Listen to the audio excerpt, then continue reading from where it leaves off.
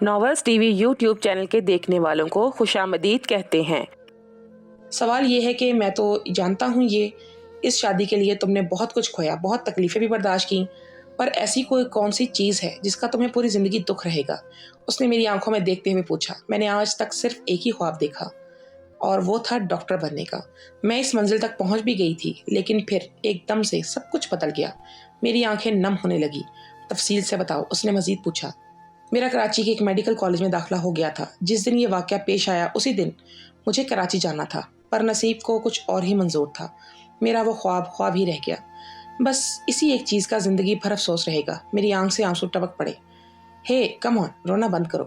اگر تم اپنی پڑھائی جاری رکھنا چاہتی ہو تو میں تمہاری مدد کر سکتا ہوں، اس نے مجھے تسلی دی۔ کچھ ہی دیر بعد اس نے ایک بات کہی، جب انسان کی مدد چھن جائے تو یا وہ زندگی بھر بیٹھ کے روتا ہے یا پھر صبر کر کے آگے بڑھ جاتا ہے۔ آپ کی طرح میں نے بھی دوسرا راستہ چنا ہے۔ میں نے بھی اپنے سارے خواب دفن کر دیے۔ آنسو پہنچتے ہوئے میں نے جواب دیا، تم اپنے خواب پورے کر سکتی ہو، تمہارے پاس وقت بھی ہے اور موقع بھی۔ اس نے میری ہمت بڑھانے کی کوشش کی۔ جب کسی کانچ پہ ہلکی سی دراڑ پڑ جائے تو وہ پھر کسی کام کا نہیں رہتا۔ میرے خوابوں کے ساتھ بھی ایسا ہی کچھ ہوا ہے، ان میں بھی دراڑ پڑ چکی ہے۔ اب نہ مجھ میں ہمت باقی ہے اور نہ ہی شوق۔ میں نے اس کے چہرے پہ نظریں جما دی۔ ویٹر کافی لے کے آیا اور ہم دونوں نے چپ چاپ کافی پینے شروع کر دی۔ دونوں ہی اپنے اپنے خیالوں میں کھو گئے۔ کافی شاپ سے نکل کر ہم سیدھا گھر پہنچے۔ رات کے 11 بج چکے تھے۔ مجھے کافی نیند آ رہی تھی، میں جاتے ہی لیٹ گئی۔ وہ بھی ادھر ادھر کے چکر لگاتے بیڈ پہ آ گیا۔ سنو، اس نے آواز دی۔ میں نے آنکھیں کھول کے اس کی طرف دیکھا۔ بارڈر کی خلاف ورزی نہیں کرنی، وہ مسکرایا۔ میں بھی مسکرا دی۔ ہم دونوں نے ایک دوسرے کو گڈ نائٹ بولا اور سو گئے۔ رات کے کسی پہر اس کے خراٹوں کے شور پہ میری آنکھ کھل گئی۔ اف، اتنے بھیانک خراٹے! میں تب گئی۔ کیا کروں؟ دل تو کیا کہ اس کو جگا کے کہوں کہ خراٹے بند کر گیا، اپنے سوئے، لیکن پھر سوچا میری تو جو نیند خراب ہوئی سو ہوئی، اس کی بھی نیند خراب کرنا مناسب نہیں ہے۔ کچھ دیر مزید جب بنا کسی وقفے کے وہ آواز میرے کان میں پڑتی رہی تو میں نے اپنا کمبل سمیٹا اور صوفے پہ جا کے لیٹ گئی۔ صوفے پہ لیٹنا تھا، پھر سے نیند پیٹنگ کی طرف نظر چلی گئی۔ ہلکی روشنی میں گھوڑے اور خوفناک زیادہ نظر آ رہے تھے۔ پھر سے بھوتوں کا خوف میرے سر پر سوار ہو گیا۔ یا اللہ، کیا کروں؟ بیڈ پہ جاتی ہوں تو احتشام کے خراٹے سونے نہیں دیتے، صوفے پہ آتی ہوں تو بھوت بے چین کرتے ہیں۔ میں نے پھر سے کمبل سمیٹا اور نیچے کارپیٹ پہ پسر گئی۔ کارپیٹ پہ سکون کی نیند تو نہیں آنی تھی، پر ان دو چیزوں سے تو سکون تھا۔ میں نے کروٹ بدل لی۔ کچی نیند میں ہلکی سی آنکھ کھلی تو میرے سامنے تیز روشنی سی چمکی اور اس میں 2 آنکھیں تھیں۔ پہلے پہل تو مجھے لگا میرا وہم ہے، لیکن وہ 2 آنکھیں جوں جوں میرے قریب بڑھنے لگیں، میں نے ایک زوردار چیخ ماری اور ساتھ ہی بیڈ پر چڑھ کے چھلانگیں لگانے لگی۔ بھوت بھوت، بچاؤ بچاؤ، میں نے واویلا مچا دیا۔ احتشام بھی ہڑبڑا کے اٹھ بیٹھا اور جلدی سے لائٹ آن کر دی۔ میں نے آنکھیں بند کیے بیڈ پہ اسی طرح چھلانگیں لگانی شروع کر دی تھی۔ ارے کہاں ہے بھوت؟ پاگل ہو گئی ہو؟ کیا ہوا ہے؟ وہ مجھ سے پوچھنے لگا۔ بیڈ کے نیچے بھوت ہے، بچاؤ بچاؤ۔ میں نے تو 2 آنکھیں کھولی ہی نہیں اور نہ ہی چھلانگ لگانا بند کیا۔ وہ بیڈ کے نیچے جھانکنے لگا۔ کہاں ہے بھوت؟ کوئی بھوت نہیں ہے۔ ارے وہ مجھے روکنے کی کوشش کرنے لگا، پر میں اسی طرح شور مچاتی رہی۔ وہ بھی بیڈ کے اوپر کھڑا ہو گیا اور اپنے دونوں بازو میرے گرد حمائل کر کے مجھے گلے لگا لیا۔ اس کے گلے لگاتے ہی میں ایک دم خاموش ہو گئی۔ ایک عجیب سا سکون آ گیا۔ وہ کافی دیر یوں ہی کھڑا رہا اور میں اس سے لپٹی رہی۔ جب ہوش میں آئی تو میں جلدی سے پیچھے ہٹی۔ اس نے میرے ہاتھ سے مجھے پکڑا اور بولا، نیچے اتر کے دیکھو کہ کیا ہے یہ۔ اس نے مجھے بیڈ کے نیچے دیکھنے کا اشارہ کیا۔ میں ڈرتے ہوئے نیچے اتری اور بیڈ کے نیچے جھانک کے دیکھا۔ او مائی گاڈ! وہ موٹی تازی بلی تھی۔ مجھے اس بلی پہ شدید غصہ آیا۔ اب دیکھ لیا؟ اتنے دنوں سے جس سے تم ڈر رہی تھی وہ یہی بھوت تھا۔ وہ بولا، اس کا مطلب اس رات صوفے پہ جب میں لیٹی تھی تو میرے اوپر کسی بھوت نے چھلانگ نہیں لگائی، بلکہ یہ کمینی تھی؟ میں نے اپنے آپ سے کہا۔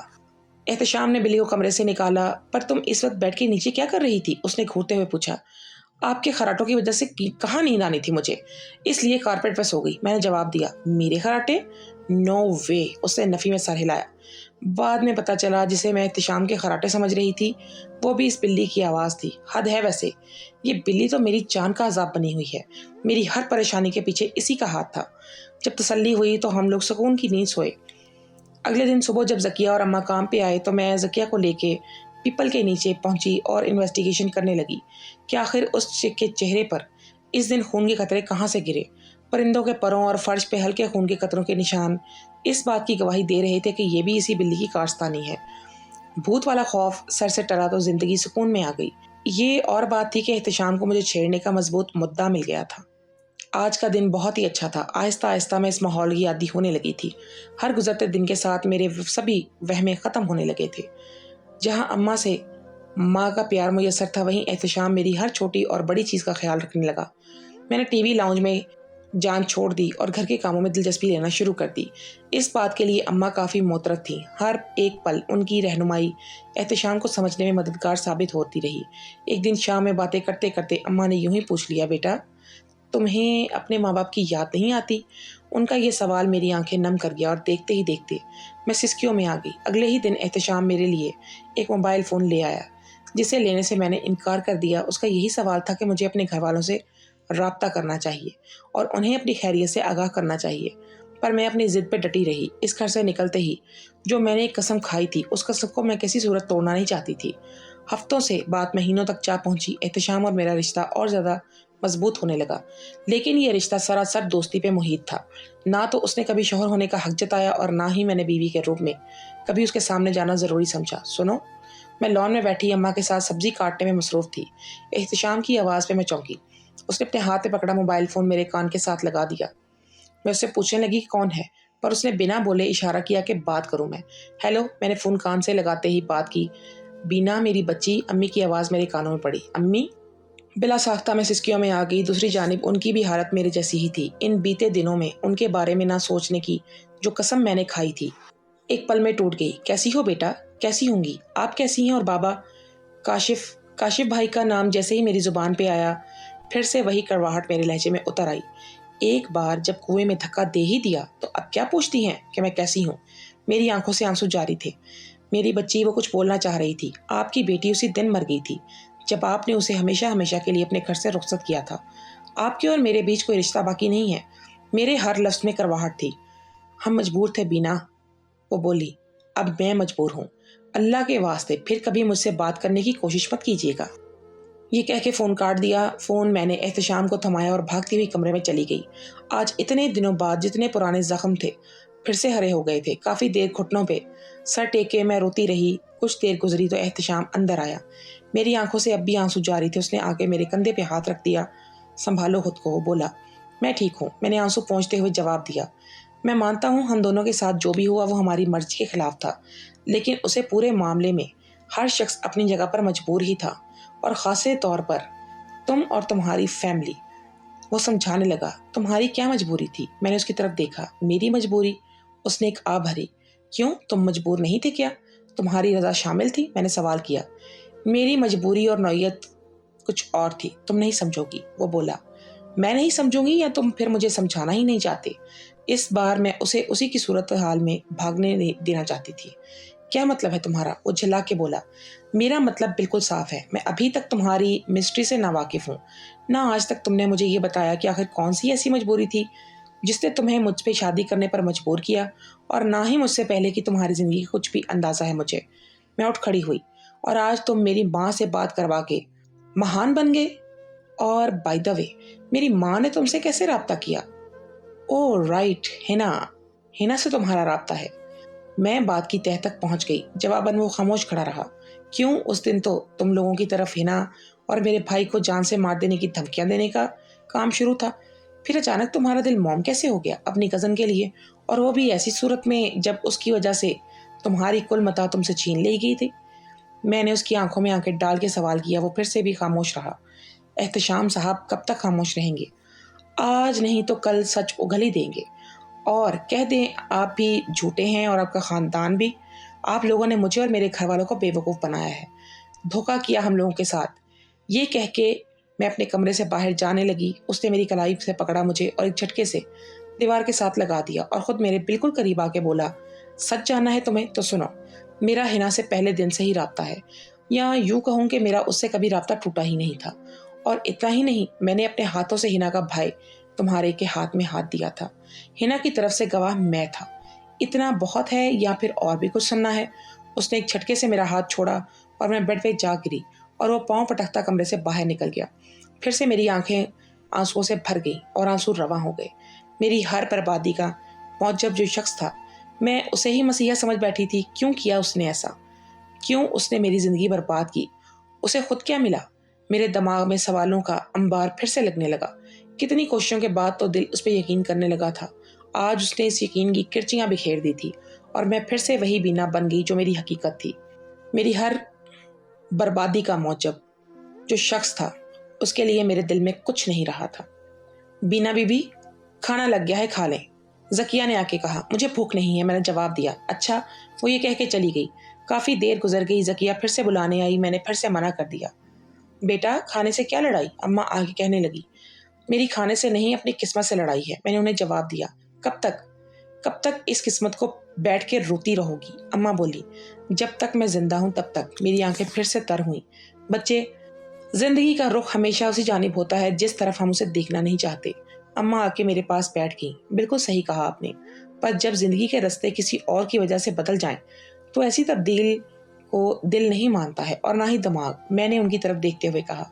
बेटा, जब तुम एहतशाम की जिंदगी में नहीं थी तो भी वो एक जिंदगी जी रहा था। उस जिंदगी में सुख भी थे और तकलीफें भी, जिनसे अभी तक तुम नावाकिफ हो। वक्त आने पर हर एक बात तुम्हारे सामने खुलेगी, उसके बाद कोई फैसला करना। आधा सच सुन के किसी को मुजरिम तस्लीम कर लेना बहुत बड़ी बेवकूफ़ी होती है।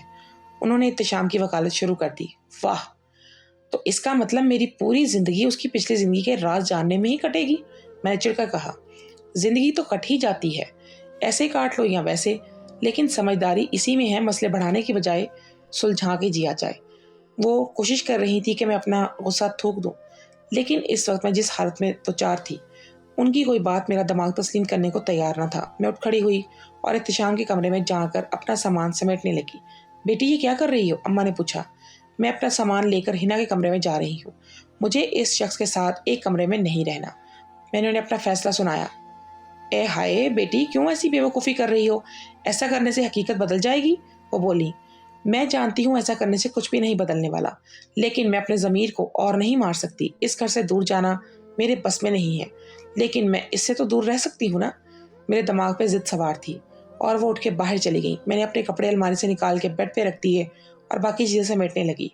ये क्या कर रही हो? एहतशाम कमरे में दाखिल हुआ। मैंने उसे कोई जवाब नहीं दिया। बीना, मैं तुमसे कुछ पूछ रहा हूँ, वो फिर से बोला। मैंने इस बार भी कोई जवाब नहीं दिया। कपड़े उठाकर कमरे के दरवाजे तक पहुंची तो वो मेरे सामने आके खड़ा हो गया। ऐसा करने से कुछ हासिल नहीं होगा तुम्हें। उसकी निगाहें मेरे चेहरे पे थीं। जानती हूँ, मैंने पहली बार जवाब दिया। फिर क्यों कर रही हो ये सब? उसने सवाल किया। रास्ता छोड़ो, मैंने गुस्से से कहा। नहीं छोड़ूंगा। वो जिद पकड़ के खड़ा रहा। मैं जिस तरफ से जाने की कोशिश करती वो आगे आके खड़ा हो जाता। एहतशाम, जाने दो मुझे, मैंने गुस्से से चिल्लाना शुरू कर दिया। बीना, ये बचपना बंद करो, रास्ता छोड़ो। नहीं छोड़ूंगा। मैं तुम्हारी कैदी नहीं हूँ, मैंने कभी कैदी नहीं समझा तुम्हें। जाने दो मुझे। हरगिज नहीं। मेरी बेबसी का तमाशा देखना चाहते हो? अगर ऐसा है तो ये तमाशा देखने के लिए तुम्हारे पास पूरी जिंदगी है। हम दोनों अपनी अपनी जगह मजबूर हैं। इन हालात से मैं भी खुश नहीं हूँ। तुम मजबूर हो या नहीं, ये हालात तुम्हारे लिए कैसे हैं और कैसे नहीं, मुझे ये सब जानने में कोई दिलचस्पी नहीं है। अब रास्ता छोड़ दो। मैंने अपने पूरे जोर से उसे साइड पे करने की कोशिश की। वो थोड़ा सा पीछे हुआ, लेकिन मेरा जोर मुझ पर भारी पड़ गया। मैं सीधी दरवाजे से जा टकराई। अपने आप को संभालने के चक्कर में मेरा पाँव मुड़ा और मैं मुंह के बल एक दम चीखी। उसके बाद मेरे साथ क्या हो रहा था क्या नहीं, मुझे कोई होश ही नहीं रहा। शदीद दर्द ने मेरे होश उड़ा दिए। मेरी इस हालत ने बाकी सबको परेशान कर दिया। एहतशाम ने मुझे जल्दी से अपने बाजुओं में उठाया और गाड़ी तक ले गया। अस्पताल पहुंचने पे डॉक्टर ने इब्तदाई मुआयना किया और पता चला पाँव मुड़ने की वजह से हड्डियां और टिश्यूज बुरी तरह मुतासिर हुए। पेन किलर्स लेने के बाद दर्द की शिद्दत थोड़ी सी कम हुई। मैं स्ट्रेचर पे लेटी थी। एहतशाम मेरे पास आके खड़ा हो गया। देख लिया जिद का अंजाम, वो बोला। मैंने नागवारी से उसे एक नज़र देखा, फिर मुंह मोड़ लिया। मैडम, कभी किसी की सुन लेते हैं, वो फिर से बोला। कब तक ठीक होगा? डॉक्टर ने क्या कहा है? मैंने उससे पूछा। डॉक्टर ने बताया कि पाँव फ्रैक्चर से बच गया है, लेकिन टिश्यूज बुरी तरह मुतासिर हुए हैं। इसे हील होने में कई हफ्ते लग सकते हैं, लेकिन अगर पाँव पे हल्का सा भी बोझ पड़ा तो ज़्यादा नुकसान हो सकता है। वो तफसील से बताने लगा। अब क्या मुझे अस्पताल में ही रहना पड़ेगा? मैंने पूछा। आपको अस्पताल रहने की बिल्कुल भी कोई ज़रूरत नहीं, ये खादिम आपको घर लेकर जाएगा। ड्रामाई अंदाज में वो सर झुका के बोला। मैं तब गई, लेकिन इस वक्त बहस करना मुनासिब नहीं था, इसलिए खामोश रहने पर इत्तफाक किया। चलें, उसने पूछा। अब क्या व्हीलचेयर पर रहना पड़ेगा? मैंने कदरे ना परेशानी में पूछा। तो लगता तो ऐसा ही है, लेकिन फ़िलहाल आपको व्हील मैन घर पहुंचाएगा, उसने मुस्कुराते हुए कहा। Wheel man? मैंने उसे घूरा। मैडम, बाद में घूर लीजिएगा, अभी घर चलते हैं। वो मेरे पास आके बोला। मैं चल के कैसे जाऊंगी? मैंने सवालिया नज़रों से उसे देखा। आपको चलने का कहा किसने? उसने मेरे बाजू अपनी तरफ किए। नो वे, मैं ऐसे नहीं जाऊंगी। मैं पीछे हटी। आपसे किसी ने इजाज़त मांगी? वो और पास आ गया। एहतशाम, दूर रहो मुझसे, मैंने चिल्लाते हुए कहा। वो बच्चों की तरह हाथ इधर उधर मारने लगी। सर, गाड़ी तक जाने के लिए व्हील चेयर या स्ट्रेचर कर दूं अरेंज? नर्स पास आके बोली। No need, thank you. Ehtesham ने नर्स को जवाब दिया। हाँ sister, please wheelchair arrange कर दे, मैंने जल्दी से कहा। पर इसका कोई फ़ायदा नहीं हुआ। मेरी पूरी बात होने से पहले ही एहतशाम ने मुझे अपने बाजू में उठा लिया। एहतशाम, छोड़ो मुझे, मैं फिर से चिल्लाई। वो मुस्कुराते हुए आगे बढ़ने लगा। पास खड़ी नर्स की दबी दबी हंसी मेरी शर्मिंदगी बढ़ा रही थी। ना चाहते हुए भी मैंने अपना बाजू उसकी गर्दन के गिर्द हाइल कर दिया और खूनख्वार नज़रों से देखती रही। वो मुझे उठा के अस्पताल के कॉरिडोर में आ गया। वहाँ मौजूद नर्सें, डॉक्टर और मरीज, सबकी नज़रें हम पर थीं।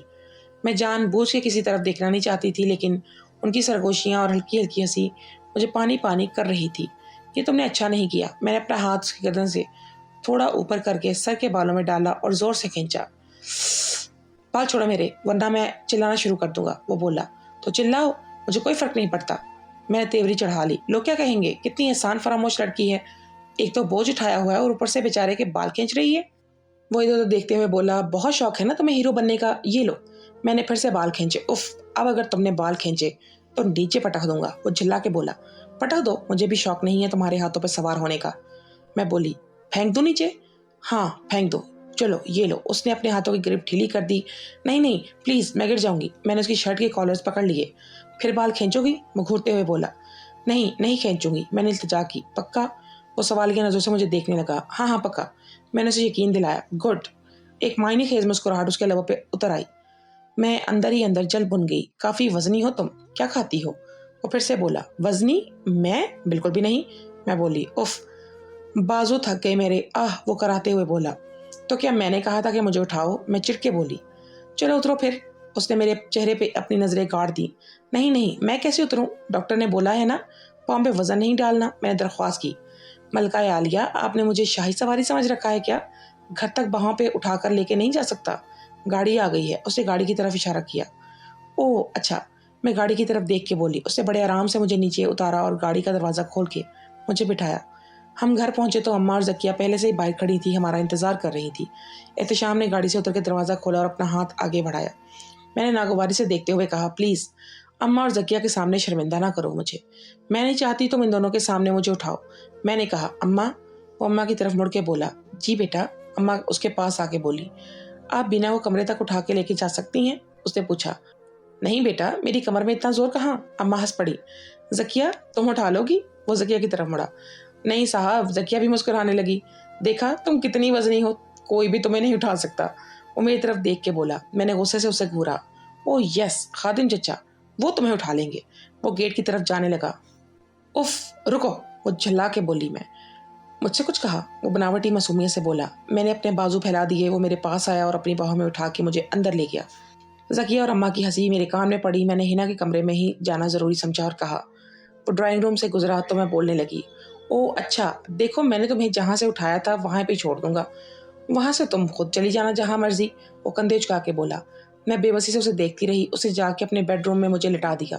अम्मा और ज़किया भी पीछे पीछे आ गई। बेटा क्या कहा डॉक्टर ने? अम्मा आते ही बोली। एहतशाम ने डॉक्टर की सारी बात उन्हें बता दी और ताकीद की कि वो हर वक्त मेरा ख्याल रखें। अम्मा ने तसल्ली दी कि वो मेरा बहुत ख्याल रखेंगी। ज़किया, कॉफ़ी लाओ यार, बहुत थक गया हूँ, काफ़ी वज़न उठाना पड़ा आज तो, उसने ज़किया से कहा और वो और अम्मा मुस्कुराते हुए बाहर चली गईं। मैंने मुंह दूसरी तरफ कर लिया। इसके किस रूप में ये यकीन करूँ मैं? इस पे जो सामने है या फिर ये जो दिखाना नहीं चाहता? दिल चाहता है कि इस पे यकीन कर लूँ, पर दिमाग की हर दलील रद्द कर रहा है दिल। खुद से सवाल जवाब करते करते न जाने कब आँख लगी। बीबी उठी। ज़किया की आवाज़ पे मेरी आँख खुली। जी, मैंने नीम खुमारी में ही उसे जवाब दिया। ये यखनी पी लें। वो हाथ में यखनी का प्याला लिए खड़ी थी। मुझे नहीं चाहिए। मैंने दोबारा आंखें बंद कर ली। वो वापस चली गई। एक ही मिनट गुजरा था। जोर से दरवाज़ा खुला। मैंने आंख खोली तो सामने एहतशाम हाथ में यखनी लिए खड़ा था। उठो और फटाफट पी लो, फिर दवाई भी लेनी है। मेरे बाजू से पकड़ के उठाने लगा मुझे। मैंने कहा ना नहीं पीनी, समझ नहीं आती क्या? मैं गुस्से से चिल्लाई। ऐसे कैसे नहीं पीनी? वो अपनी आंखें फैला के बोला। ज़बरदस्ती पिलाओगे? मैंने झुल्ला के कहा। ज़रूरत पड़ी तो कर लूँगा, उसने बड़े इत्मीनान से जवाब दिया। एक्सक्यूज़ मी, सोचना भी मत, मैंने वार्निंग देते हुए कहा। अम्मा ज़रा अंदर आए, जल्दी, आपकी ज़रूरत पड़ गई है। उसने अम्मा को आवाज़ दी। अम्मा भागती हुई अंदर आई। जी बेटा। आप इसे समझाएं कि ये चुपचाप यखनी पी ले, वरना मुझे और भी तरीके आते हैं, वो धमकी देते हुए बोला। दोस्तों, आज की इस एपिसोड के बारे में हमें अपनी कीमती राय से ज़रूर आगाह कीजिएगा और नेक्स्ट एपिसोड को देखने के लिए चैनल को सब्सक्राइब कर लीजिएगा। आपका बहुत शुक्रिया।